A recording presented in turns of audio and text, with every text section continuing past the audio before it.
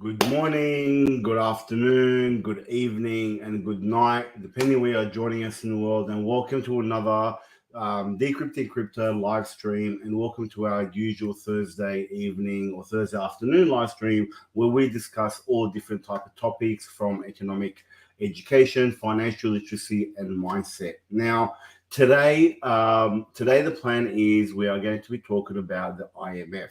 Now, if you don't know who the IMF is and what their role is, that's what we're going to cover today. So, the IMF is an organization that stands for the International Monetary Fund. Now, they are an international organization. They have about 190 member countries all around the world. And what they're supposed to do, according to their website, is by supporting economic policy that promotes financial stability and monetary cooperation, which is essential to increasing productivity, job creation, and economic well-being. On their website, they talk about how they help other countries in terms of when they're in financial crises and whatnot. Their main mission is to promote economic growth and stability and encourage economic trade. Now, the IMF actually didn't start off as that. They started off in 1945 after the Bretton Woods Agreement. And back then, if you know much about the history of money, back then what happened was the US dollar was backed by gold. So 35 US dollars would buy you 1 ounce of gold. And the idea was that the US dollar would become the world reserve currency. And that means they had to create an exchange where all the world's currencies are pegged or backed by the US dollar, which was then backed by gold, and they would control the price of money around the world. Now, after a bit of time and after the Vietnamese War and the cost that that had on America, it became apparent that America could no longer exchange its dollar for gold because they did what governments do. They turned on the money printer, and from there they just started printing more and more money. Other countries started being aware of that, and then when they started seeing that, some countries started asking for payment in gold. And Britain was actually the first country in 1971 to ask for payment in gold and not US dollars. And this is when the president of America at that time, Richard Nixon, came up and removed the backing of the US dollar in a very infamous speech that was aired around the world. You can go on YouTube and put in Nixon removing the gold standard. And that is when the world moved away from the gold standard to a fiat standard, which is what we have now. Now, the idea behind the gold standard is that you cannot print more money than you have gold. So therefore, the money supply was limited and the country had to back it up by gold. Otherwise, they can't just keep printing more money. With the fiat standard, on the other hand, what we see happening is governments have no limit to printing their money.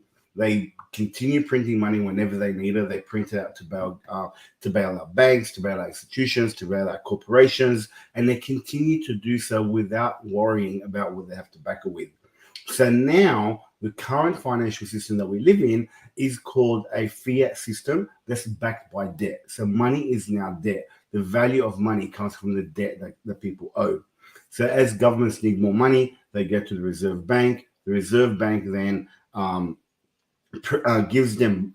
prints the money and gives it to the government. The government then gives the bank a IOU, which is called a bond, and then that bond is supposed to be security that the government's going to pay that money back.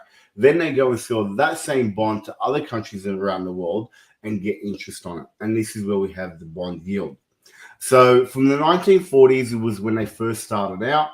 And then, 1945 is when so 1940s we started coming out of the ashes. In the 1950s, we had the Cold War, which was the communist nations and the war between East and West. Then we started, then that's when like the Bretton Woods was coming in, and they started the IMF and the gold standard. So as we saw, now that we have this fiat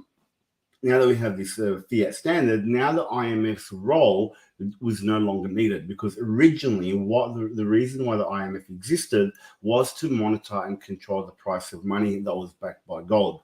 But once gold was no longer backing money, there was no real need for the IMF. And as you can imagine, a powerful organization like that isn't going to give up its power easily. So they moved from being, monitoring, the price of money to now giving loans to countries that need it. So now the IMF has something like $11.4 billion that they can lend out, and they use this money. So this money comes from the richer countries. So think about America, United Kingdom, Japan. These rich Western first world countries are the ones that finance the IMF. Poorer countries, on the other hand, they then borrow money from the IMF to be able to, if they're in crisis or for economic development or for whatever it is that they need, they apply for loans to the IMF. That then gets financed and paid and given to these countries. Now, this is a very important change in the way the IMF changed and how they use that to control other countries. So I want you to think about this.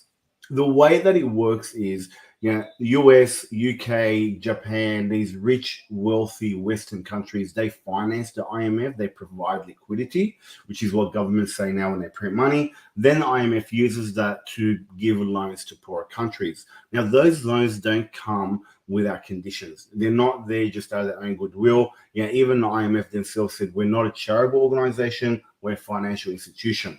So they are incentivized they're not only incentivized, they have to get a return for their investors. In this case, being countries like the United States and whatnot. So when these countries are the ones that are financing it, they get to dictate the conditions that the IMF puts in their loans for these poorer countries.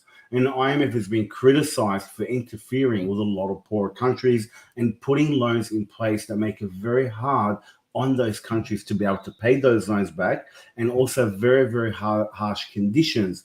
Like, for example, one of the latest examples recently is with Venezuela.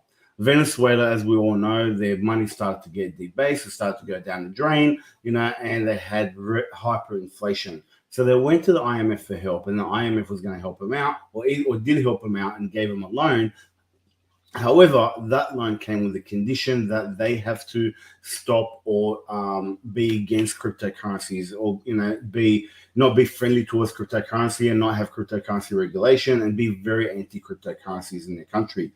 So that was the condition that the IMF put on Venezuela. If you look at El Salvador, on the other hand, they needed the money. They needed loans from the IMF. However, they were not willing to abide by those conditions, and therefore they moved over to the Bitcoin standard. Even though they're still struggling, and now we're in a bit of a bear market, long term, they know that with the growth of crypto and the growth of Bitcoin, they're going to prosper long term. So this is a big, one of the biggest contentions, one of the biggest things that the IMF gets criticized for, which is how they try to overreach using the loans that they're giving to these countries. Now, another thing that the IMF has, sometimes that some of the IMF members use the IMF for, they think that in some of the richer countries, like, we've seen in recent years, countries like Italy and like Greece, they had some very unsustainable budgets and had some very bad economic policies, and they just thought that the IMF would back them. But when they needed to be bailed out, the IMF didn't back them. So the biggest problem with the IMF right now is the fact that the decisions come from those Western countries that finance it, and then they put harsh conditions on the countries that are borrowing money. But on top of that, many developing countries or poorer countries are unfortunately plagued with corruption. And a lot of the officials in those countries tend to take bribes. So a lot of the times when this money comes from the IMF, it may not even reach the people that needs it or the projects they're supposed to get to. And when it does, because of the bribe culture in those countries, the officials in those countries then give those projects and give those those projects to the companies that pay them the biggest bribe, which doesn't always mean it's going to be the best job or the job that is going to get done best for the people. It just means that this company is going to make a lot more profit from this, and therefore they're able to pay for that.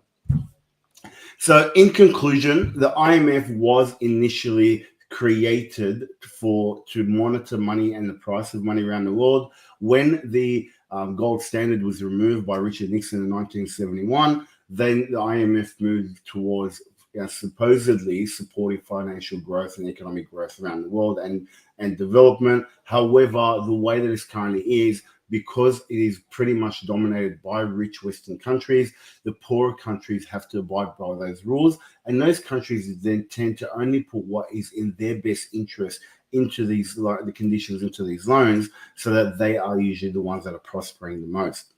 And the reality of this is we can see this right now. The US dollar is so strong that many countries, including here in Australia, our dollar is weakening against the greenback. And therefore, inflation gets worse, and people like in other countries it becomes harder for them to have the lifestyle or the living standard they want. Makes it harder for them to pay their debts, and in time, this makes it worse for other countries while the US gets stronger. And this is why we're seeing in the past 3, 4, 5 years a massive push and a massive move by not just, by everyday people towards Bitcoin and cryptocurrencies. Because the reality is Bitcoin and cryptocurrencies, or Bitcoin specifically, is a completely decentralized monetary system that is not owned by anybody and therefore cannot be manipulated through monetary policy. And this is one of the reasons why we are so bullish on Bitcoin, because it allows us to have something that we can control that's outside the control of any of the 1%ers that want to do what they want to do with the world and control the rest of the world. So that's it for me about the IMF, guys. I hope you enjoyed it. I'm trying to keep these short, about 10 to 15 minutes, so I'm not waffling on too much, trying to get to the point. Let me know if you like that. Make sure you like and subscribe and hit that notification bell on the YouTube channel.